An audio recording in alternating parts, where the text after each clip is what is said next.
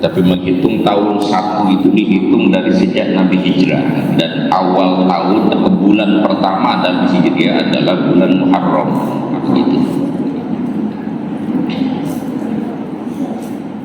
Sesuai dengan harapan dan keinginan Khalifah Umar Ibn Khattab radhiyallahu an yang pertama kali mendesain tahun baru hijriah itu adalah harapan agar setiap kaum muslimin setiap kali terjadi pergantian tahun bisa mengingat peristiwa besar lompatan dakwah Nabi yang spektakuler itu, yang selama 13 tahun stuck mandek di Mekah karena begitu kuat dan besarnya perlawanan dan tantangan, rintangan yang dibuat oleh orang-orang kafir, sehingga nyaris Islam tidak berkembang sesuai dengan harapan. Tapi setelah hijrah ke Madinah itulah dakwah Nabi menemukan momentumnya, dan tidak perlu waktu lama, hanya dalam kurun 1,5 tahun setelah Nabi hijrah, Islam sudah menjadi satu kekuatan yang diperhitungkan dengan kemenangan mutlak dalam perang Badar, dan berlanjut pada perang-perang berikutnya yang dimenangkan oleh kaum muslimin, dan puncaknya adalah pada tahun ke-8 Hijriah Nabi dan para sahabat datang ke Mekah dalam futuh atau penundukan kota Mekah yang menandai berakhirnya era perlawanan dari kaum musyrik Mekah. Artinya tidak butuh waktu yang cukup lama.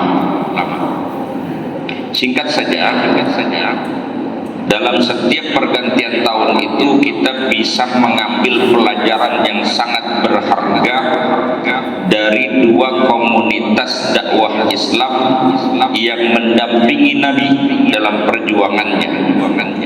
Yang pertama adalah orang-orang Muhajirin, dan yang kedua orang-orang Ansor.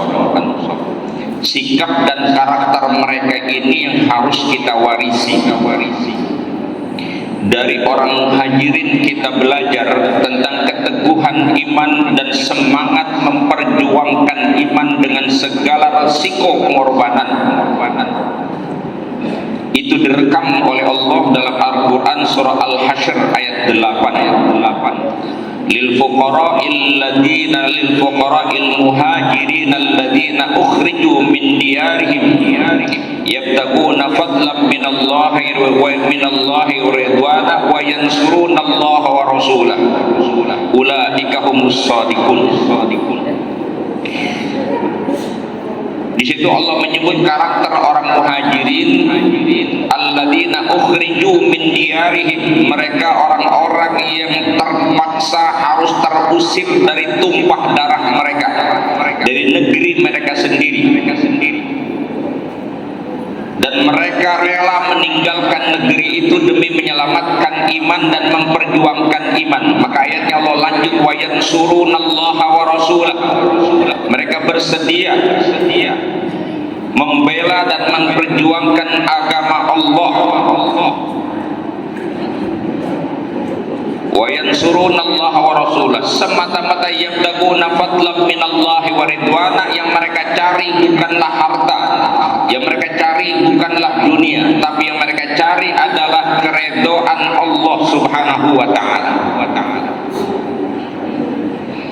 Yang mereka cari adalah karunia terbesar dari Allah, dan karunia terbesar itu adalah iman dan tersebarnya agama.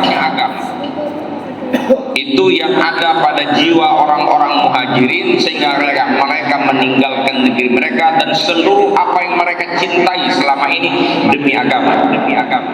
Itu artinya kita mesti belajar dari orang-orang Muhajirin kesungguhan beragama dan kemauan yang sungguh-sungguh untuk menjalankan agama dan berkorban untuk agama, semata-mata mengharapkan karunia dan ridho Allah Subhanahu wa ta'ala. Sedangkan dari orang-orang Ansor kita belajar karakter dan sifat orang Ansor direkam oleh Allah dalam surah Al-Hasyr ayat 9. Walladzina tabawwa'ud dara wal imana min qablihim yuhibbuna man hajara ilaihim wa la yajiduna fi sudurihim hajatan mimma utu wa yu'thiruna ala anfusihim walau kana bihim khasasah wa may yuqa shuhha nafsihi fa ulaika humul muflihun. Di ayat itu Allah katakan orang-orang yang ada di Darul Hijrah, yaitu Madinah, dan mereka sebelumnya sudah beriman sebelum kedatangan orang-orang yang dari Mekah, yang sejarah mencatat keimanan mereka dalam dua periode.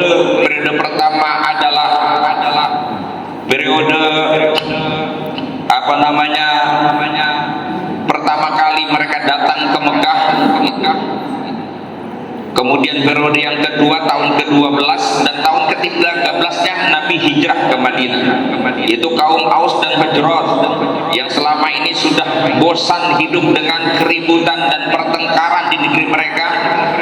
Setelah mereka mendengar di Mekah ada orang yang mengaku Nabi dan Rasul, mereka mencoba menemui Nabi, lalu mereka beriman kepada Nabi.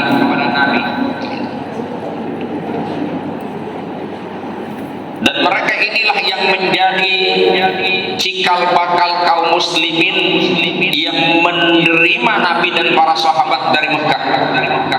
Allah bilang mereka itu yuhibbuna man hajara ilaihim. Mereka mencintai orang-orang muhajirin, dan mencintainya mereka itu tanpa ada pretensi apapun. Wala yajiduna fi sudurihim hajatan mimma utu. Tidak ada sedikit pun di benak hati mereka keinginan untuk mendapatkan apapun yang diberikan kepada orang muhajirin. Mereka menolongnya dan memberikan fasilitas di Madinah benar-benar tulus dan ikhlas. Sehingga Allah kemudian proklamirkan wa yu'thiruna ala anfusihim walau kana bihim khasasah. Mereka rela mengorbankan kepentingan mereka demi membantu orang lain, padahal mereka sendiri dalam keadaan susah. Di ujung ayat ini menjadi janji buat kita semua, wa may yuqa shuhha nafsihi fa ulaika humul muflihun. Siapa orang yang diselamatkan oleh Allah dari kebakhilan dirinya, maka merekalah orang-orang yang beruntung. Lalu buat kita, sikap kita bagaimana?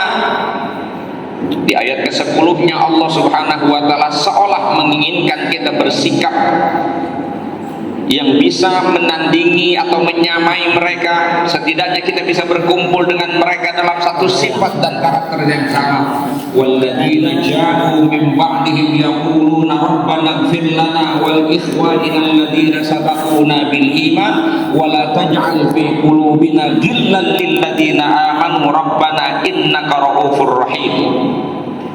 Dan generasi berikutnya selain orang muhajir dan ansor adalah orang-orang yang datang setelah mereka sampai hari kiamat, yang ada sesudah mereka sampai hari kiamat, termasuk kita, bila memenuhi kriteria ini, yaitu orang-orang yang senantiasa yaquluna rabbana ighfir lana wal ikhwanina alladzina sabaquna bil iman.